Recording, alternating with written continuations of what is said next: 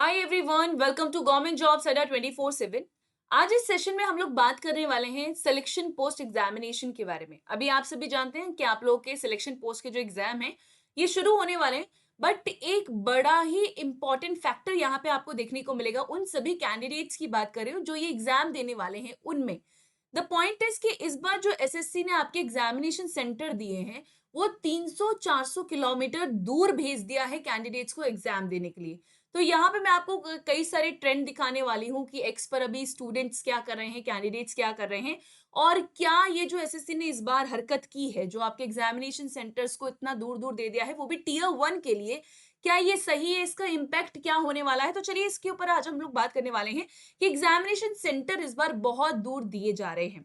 तो देखिए, सबसे पहले बात करते हैं सिलेक्शन पोस्ट एग्जामिनेशन की जो फेज 13 के एग्जाम है 2025 के।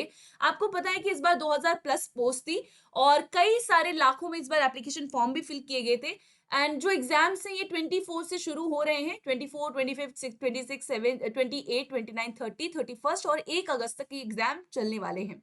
But the important part is कि जहां पे अगर कोई बच्चा कोलकाता से है, ठीक है, वेस्ट बंगाल से है, अगर वो अप्लाई कर रहा है तो वो मेजरली ट्राई करेगा कि नियरेस्ट सिटी ही एप्लीकेशन, जो आपका एग्जामिनेशन सेंटर है वो चूज करेगा, एप्लीकेशन फॉर्म में वही फिल करेगा। और उन कैंडिडेट्स को उड़ीसा भेजा गया है एग्जाम देने के लिए। इसके अलावा अगर कोई राजस्थान का है तो उसको अंडमान और निकोबार का सेंटर दे दिया गया है।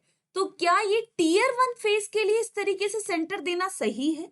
हम देखते हैं कि एसएससी दूर सेंटर देता है, बट वो केसेस होते हैं जब बच्चा टीयर 2 या टीयर 3 एग्जाम देने जा रहा होता है। ये बच्चे ने पहली बार पेपर अभी देने वाला है और इस पहली बार में ही 300, 400, 500, 600 किलोमीटर की दूरी पर बच्चों को भेजा जा रहा है एग्जाम देने के लिए। एंड यहाँ पे जो सबसे ज्यादा इंपॉर्टेंट है ना, आधे बच्चे जो तैयारी करके बैठे हुए हैं वो सेंटर देखकर ही उनका ऐसा हो जाता है कि हम इतना दूर पेपर देने नहीं जाएंगे। मैम, दूसरी स्टेट में जाना पड़ेगा, एक दिन का पेपर है, कैसे पॉसिबल है। लड़कियां अगर सेंटर, अगर उनका दूर सेंटर आएगा तो उनको फैमिली में किसी को साथ लेकर जाना है। एप्लीकेशन फॉर्म तो एसएससी 100 रुपए रखता है कि हम सिर्फ आपसे 100 रुपए लेंगे एप्लीकेशन फॉर्म फिल करने के लिए। बट हम आपको ट्रेवल एक्सपेंसेस जो है वो 5 से 10 हजार का खर्चा बैठा देंगे। तो क्या ये सही है? अगर बच्चे ने एग्जाम एप्लीकेशन फॉर्म फिल किया है तो एटलीस्ट उसको एग्जाम देने को तो मिले। ये तो तरीका हो गया, आधा कंपटीशन एसएससी ने वैसे ही कम कर दिया क्योंकि लोग एग्जाम देने जाएंगे ही नहीं। But this is not the right thing जो एसएससी बच्चों के साथ कर रहा है। तो इसी के ऊपर मैं आपको यहाँ पर कुछ ट्रेंड दिखाने वाली हूँ, कुछ पोस्ट डाले गए हैं बच्चों के द्वारा। ये अर्नब एक बच्चा है, कैंडिडेट है, इसका पोस्ट है। ये बोलता है कि मैंने अप्लाई किया है SSC selection post phase 3 examination के लिए और मैंने 3 सेंटर चूज किए थे वेस्ट बंगाल के अंदर, कल्याणी, कोलकाता, और यहाँ पे तीसरे सेंटर का नाम दे रखा है। बट बोल रहा है कि मुझे भेजा जा रहा है कटक, उड़ीसा में इसका जो है सेंटर दिया गया है, वो भी टीयर 1 एग्जामिनेशन के लिए। तो ये एसएससी की लैक ऑफ रिस्पॉन्सिबिलिटी है। एसएससी को बच्चे के सेंट्रिक, कैंडिडेट की सेंट्रिक होकर भी सोचना चाहिए। यहाँ पे अंकन की बात करते हैं। अंकन बोलता है कि मेरा एग्जाम 26 जुलाई को है और मैंने भी 3 जो है सेंटर डाले हैं। बट अगेन यहाँ पे बोला जा रहा है कि मेरा सेंटर भी बहुत दूर दिया गया है। नेक्स्ट एक और बच्चा है, वो कहता है कि मुझे कोल्हापुर सेंटर मिला है मेरे फेज 3 एग्जामिनेशन के लिए और मैं पुणे से हूँ।